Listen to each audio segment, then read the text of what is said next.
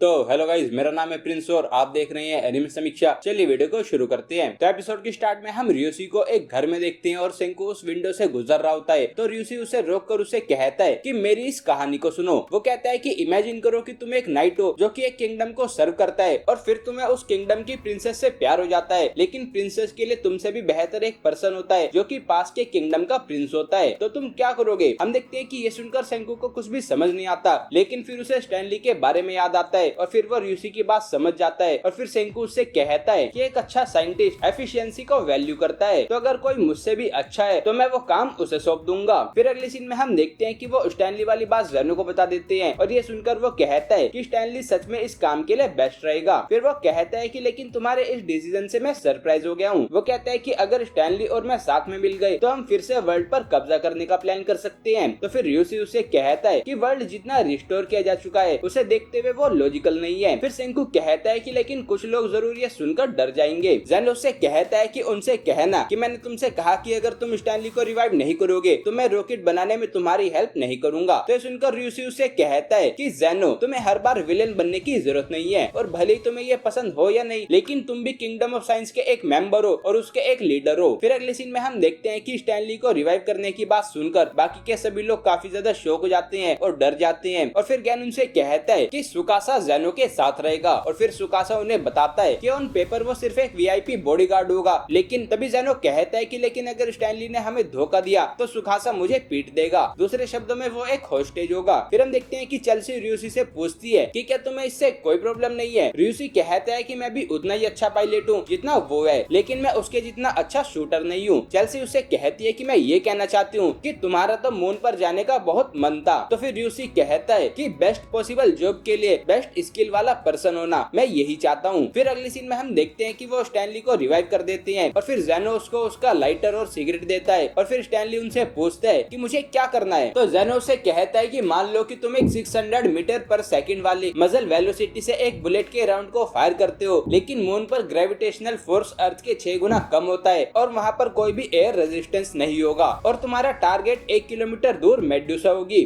Stanley कहता है कि उसके लिए डिपार्चर का एंगल 0.13 होना चाहिए। ये सुनकर सेंकू सोचता है कि इसकी कैलकुलेशन बिल्कुल सही है। फिर ज़ेनो उससे पूछता है कि क्या तुम ये कर सकते हो? तो स्टैनली कहता है कि हाँ, मैं ये कर सकता हूँ। फिर अगले सीन में हम रियोसी को शूटिंग प्रैक्टिस करते हुए देखते हैं ताकि वो उनका बैकअप पायलट रह सके। और फिर हम देखते हैं कि फ्रांशम आती है और उससे कहती है कि तुम अपने पर्सनल डिजायर से भी ज्यादा ह्यूमैनिटी की विक्ट्री चाहते हो और इसीलिए तुमने अपने मून पर जाने का मौका स्टैनली को दे दिया। रियोसी उससे कहता है कि मुझे सहानुभूति नहीं चाहिए। और फिर हम देखते हैं कि रियोसी रो रहा होता है और कहता है कि मैं सच में मून पर जाना चाहता था। फिर हम देखते हैं कि वो निशाना लगाता है और वो बिना एक भी बुलेट मिस किए सभी टारगेट्स को हिट कर देता है, लेकिन फिर हम देखते हैं कि वो स्टैनली ने किया होता है। फिर अगले सीन में हम देखते हैं कि वो मून पर जाने वाले लोगों की बॉडी का नाप ले रहे होते हैं और वो ये उनके स्पेस सूट बनाने के लिए कर रहे होते हैं। फिर हम देखते हैं कि क्रोम एक डायग्राम की तरफ इशारा करके पूछता है कि ये विनाइल स्टफ क्या है? तो सुनकर हानादा कहती है कि काफी अजीब बात है कि तुमने रॉकेट बनाया है लेकिन तुमने कभी भी विनाइल नहीं देखा। फिर सेंकू कहता है कि मून पर जाने से पहले ये हमारी लास्ट साइंस क्राफ्टिंग होगी, तो जो भी तुम चाहोगे मैं वो बिल्ड कर दूंगा। तो फिर हम देखते हैं कि ये सुनते ही वो सभी लोग उससे अलग अलग चीजें बनाने के लिए कहने लगते हैं, जैसे कि वॉशिंग मशीन और वीडियो कैमरा। और फिर अगले सीन में सेंकू हमें बताता है कि एक मेटल बॉक्स में काफी ज्यादा रेडियो वेव्स को बाउंस करने से और फिर तभी हम देखते हैं कि ऐसा करने से वो एक माइक्रोवेव ओवन बना लेते हैं। फिर सेंकू उन्हें बताता है कि रेडियो वेव्स वाटर के अंदर फ्रिक्शन पैदा करती है और उसे खाना पकता है। फिर हम देखते हैं कि वो स्पेस सूट के लिए बनाए गए विनाइल को खाने पर रैप कर लेते हैं और उससे उन्हें प्लास्टिक रैप मिल जाता है। फिर ये देखकर हानादा कहती है कि हमारा फूड 21st सेंचुरी जैसा ही हो गया है। और फिर गैन कहता है कि हम फूड रिलेटेड स्टफ काफी जल्दी बनाते हैं। फिर हम देखते हैं कि सेंकू उनके लिए वॉशिंग मशीन और फिर 8mm वीडियो कैमरा भी बना देता है। और फिर टाइजू उससे कहता है कि मैं जो चाहता हूँ वो है। तभी सेंकू कहता है कि तुम्हें स्मार्टफोन चाहिए है ना? और फिर हम देखते हैं कि वो स्मार्टफोन बना सकता है। ये सुनकर वो सभी काफी ज्यादा शॉक हो जाते हैं। और फिर सेंकू कहता है कि हम लिक्विड क्रिस्टल डिस्प्ले यानी कि LCD स्मार्टफोन टच स्क्रीन बनाएंगे। फिर वो कहता है कि उसे बनाने के काफी तरीके हैं। एग्जाम्पल के लिए हम N+